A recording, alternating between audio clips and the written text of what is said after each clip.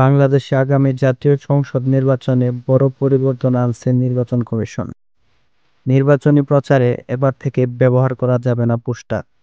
এ সংক্রান্ত খসড়া আচরণবিধি ২০২৫ ইতিমধ্যে অনুমোদন দিয়েছে নির্বাচন কমিশন। নতুন নিয়ম অনুযায়ী প্রার্থীরা এখন থেকে প্রচারণায় ব্যবহার করতে পারবেন ব্যানার, বিলবোর্ড, ফেস্টুন, লিফলেট এবং অনলাইন মিডিয়া। তবে স্পষ্টভাবে নিষিদ্ধ করা হয়েছে পোস্টার ব্যবহারের বিষয়টি। এছাড়া কোনো বিদেশি অর্থায়নে অনলাইন প্রচারণাও চলবে না। প্রার্থীদের সুষ্ঠু প্রচারণা নিশ্চিত করতে এবার আসছে কমন প্ল্যাটফর্ম। এই প্ল্যাটফর্মে প্রত্যেক আসনের সব প্রার্থী পাবেন সমান সুযোগ। তারা তুলে ধরতে পারবেন তাদের ইশতেহার ও বক্তব্য।